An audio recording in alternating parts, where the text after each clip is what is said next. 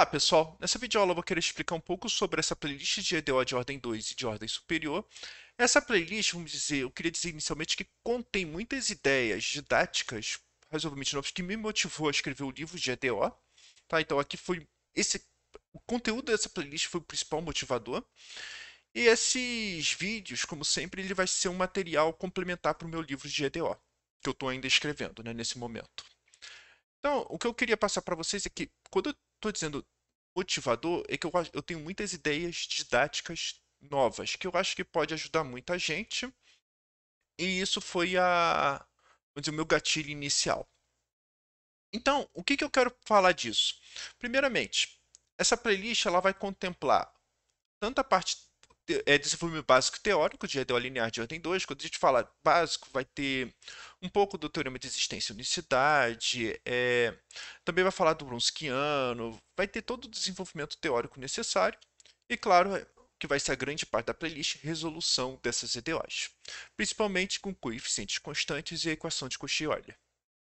Além disso, a gente vai estender todas essas ideias de EDO linear de ordem 2 para ordem superior. Então, assim, o foco dessa playlist é EDO de ordem 2. Mas depois que fez tudo, ok, agora vamos fazer para o caso geral, só para vocês verem que é a mesma ideia, se estende.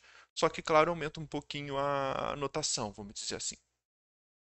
Então, e como eu disse no final, são material para o meu futuro livro de EDO. Um comentário que eu queria passar é que haverá uma discussão detalhada sobre a fórmula de Euler. Ou seja, essa explicação que eu vou fazer aqui também é um dos trechos que eu acho que tem que ser bem explicado, porque eu acho que fica muito jogado em geral a fórmula, não entende por que isso aqui funciona. Tem um decoreba ali que eu não gosto. Eu acho que vale a pena fazer uma explicação um pouquinho mais detalhada desse trecho e porque a fórmula de Euler resolve, pelo menos os casos com coeficientes constantes, como passar a fórmula de Cauchy-Euler usando a fórmula de Euler, um monte de coisa. Enfim, e também é bom dizer que, como sempre, vai ter na descrição as técnicas de integração, a playlist que a gente sempre vai precisar para resolver a EDO. Não tem como escapar de técnicas de integração, né? Então, qual é a ementa dessa playlist? Começamos com EDOs gerais e a substituição especial. Então, o que quer dizer isso? Vamos trabalhar com EDOs com essa forma, principalmente. Y' igual a f de x, y', que a gente faz substituição y igual a v e v igual a v de x. E essa segunda aqui que confunde um pouquinho mais, mas tem umas ideias bem interessantes, que é a mesma substituição, só que agora v depende da posição. Tá, aqui v dependia do tempo, que é o nosso x, vamos dizer assim, e aqui o v depende da posição. E com isso a gente consegue reduzir para EDOs de primeira ordem. Tal caso geral é impossível fazer, vamos dizer assim, isso vai ser explicado quando pega f de x, y, y', tá? Mas só com muita sorte.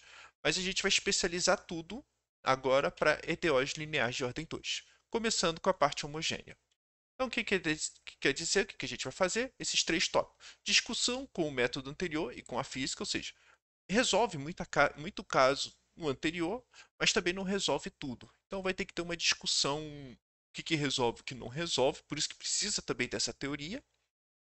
E também a gente vai fazer um pouco com a física, o sistema massa-mola, como que a gente resolve com energia, como a matemática vê isso. Eu sempre gosto de botar esse exemplo porque faz um pouco a ponte de um lado para o outro, né? Ah, como que disse, vamos trabalhar bastante com coeficientes constantes, principalmente a parte homogênea dela, né? E também a equação de Cauchy-Euler. Nessa equação, a equação de Cauchy-Euler, a gente vai fazer via mudança de variáveis, pelo menos inicialmente. E o que fica interessante é o seguinte: depois que eu fizer essa parte introdutória, eu vou falar um pouco da fórmula de Euler, ou seja, que agora a gente vai deduzir tudo anterior sem fórmula de Euler, como resolver todos os casos, tudo bonitinho, tudo direito. Só que a gente agora vai ter que falar um pouco da motivação e introdução, vamos dizer, simbólica à análise complexa. O que quer dizer introdução simbólica? A gente não vai falar nada, a gente vai fazer um pouquinho, mas muito pouquinho de análise complexa, só é aquela explicação que a gente faz no quadro de 10 minutos para entender, ó, funciona com tudo que tem direito, só que a gente, quando eu falo introdução simbólica, que a gente não vai nem falar de equação de Cauchy-Riemann e nem de fórmula integral de Cauchy, que são as bases da análise complexa, né? Mas só vai fazer a explicação para dizer, ó, que EDO estamos considerando e por que funciona a fórmula de Euler. Então, particular com essa introdução simbólica, vamos resolver essa integral aqui, exponencial de 2x seno de 3x dx, com a fórmula de Euler. Quem sabe fez integração, né, no cálculo 1, isso aí resolve com uma integração por partes dupla, vamos dizer assim. Mas enfim, agora a gente vai resolver de outro jeito, construtivo. Isso que é mais importante. E outro ponto é a resolução de EDO linear, casos de raízes complexas no reais, para isso que eu estou falando da fórmula de Euler. E também revisitamos a equação de Cauchy-Euler, com tudo que tem direito agora, né? E porque sai mais fácil, vamos dizer assim, com essas fórmulas em mão. Além disso, vamos trabalhar agora a parte teórica, principalmente, que é o Wronskiano e a redução de ordem, tá? Ambas via fórmula de Abel. Tá? Então a redução de ordem bem, é uma parte bem comum, vamos dizer assim. Depois a gente vai falar por que via fórmula de Abel, porque eu vou usar essa redução de ordem para caso geral possível, ou seja, quando trabalhamos com também não homogênea. E a não homogênea eu vou apresentar três maneiras. Tanto a redução de ordem, que é o mesmo do caso anterior, como o método da variação de parâmetros e como o método dos coeficientes a determinar. Esse bem incompleto. Aqui vai ter coisa nova.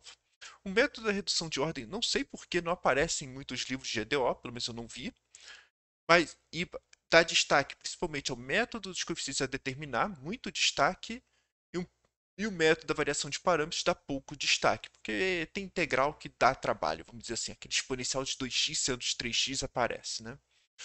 Mas eu não gosto muito da forma que é apresentada, porque o método dos coeficientes a determinar fica muito decoreba e não tem nada, e o método da redução de ordem resolve tudo, praticamente, né?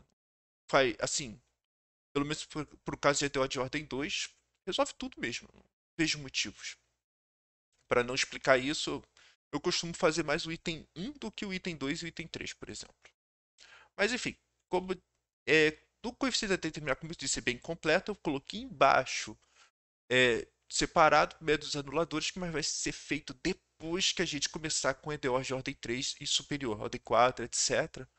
Que a gente vai precisar disso para determinar qual é a função que a gente precisa para achar os coeficientes. Então, só para quem já fez isso, essa parte eu vou explicar um pouquinho mais detalhado o que esse coeficiente vai determinar, que é o seguinte, pega uma EDO com coeficientes constantes igual a QX. Quais são os formatos QX?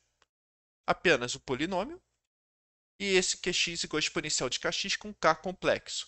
Como K complexo tem uma fórmula de Euler, cosseno x e seno x. Acabou. Não vou ficar. Então, o cosseno x está contemplado e o seno x está contemplado. Eu sugiro resolver. Quem quiser, por coeficientes a determinar, fazer já lá o caso complexo. Acho que fica. As contas ficam um pouquinho menores. Tá? Então, não sei porque já não usa a fórmula de Euler aqui, por exemplo. Tá, e eu não vou colocar aquele x exponencial de kx, nada disso não, que sinceramente eu acho até melhor fazer via métodos de redução de ordem do que ficar chutando essas funções ou multiplicar por x, né?